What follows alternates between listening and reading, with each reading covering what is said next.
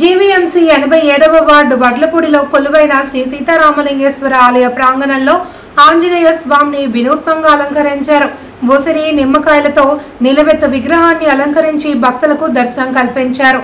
Ward corporator Bonda Jagan నేతృత్వంలో ఆలయ committee ఇక్కడ విస్తృత ఏర్పాట్లు చేసింది.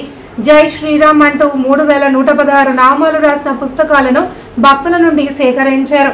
ఈ సందర్భంగా మాట్లాడుతూ భద్రాచలం శ్రీరామచంద్రుని దర్శించుకునేందుకు ఈ పుస్తకాలతో వార్డులోని అనేక మంది బస్సులో భద్రాచలం వెళ్తున్నట్లు తెలిపారు. అనంతరం సూర్యహోమం నిర్వహించారు.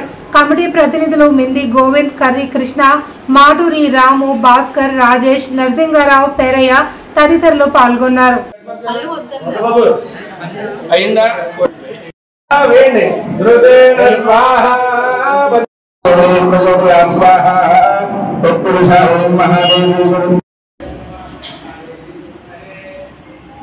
ఈరోజు గాజువాక నియోజకవర్గం 87వ వార్డు వడ్లపూడి గ్రామ శ్రీ సీతారామలింగేశ్వర ఆలయ ప్రాంగణం నుంచి మరి మీ అందరికీ గత 3 రోజుల నుంచి అయితే ఆహ్వానం తెలియపరుస్తున్నాం. గత 7 ఏళ్ల నుంచి హనుమాన్ జయంతి వేడుకలు అంగరంగ వైభవంగా వడ్లపూడి గ్రామంలో అనేకమైన రూపాలతో ఏర్పాటు చేయడం జరిగింది. మరి ఈసారి ఉసిరికాయలతో అలంకరణ చేయడం జరిగింది. దీనికి విశేషమైన స్పందన వడ్లపూడి కానీ వడ్లపూడి ఆర్హెచ్ కాలనీ కానీ 87 వార్డు ప్రాంత ప్రజలందరూ కూడా వేలాది మంది భక్తులు ఈరోజు ఆలయం వచ్చి దర్శించుకొని స్వామివారి కృపకు పాత్రులు అయ్యారు.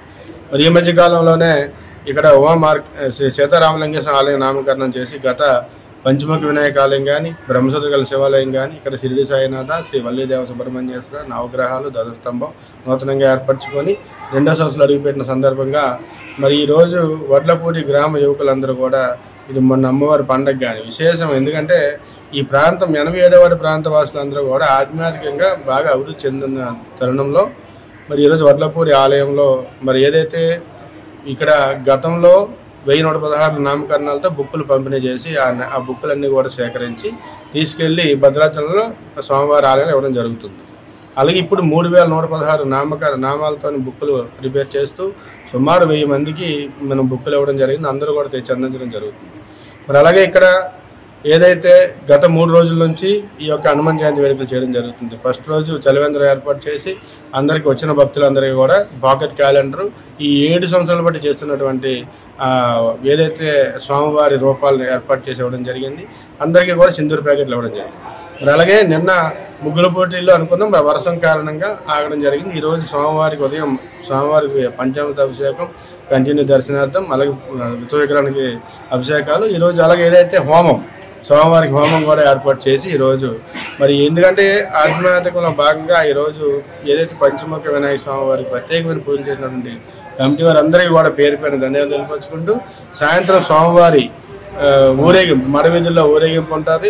సాయంత్రం స్వామివారి కార్యక్రమం ప్రతి లక్ష వారు ఇక్కడ చపాతీ కార్యక్రమం పెడతాం కాబట్టి ఈరోజు స్వామివారి రోజు కాబట్టి చపాతీ కార్యక్రమం కూడా ఇవాళ సాయంత్రం ఏర్పాటు చేశాం కాబట్టి భక్తులందరూ కూడా ఇచ్చేసే స్వామివారి ప్రసాదం స్వీకరించి స్వామివారికి కృపకు పాత్రలు అవుతారని చెప్పి కోరుకుంటూ జై శ్రీరామ్.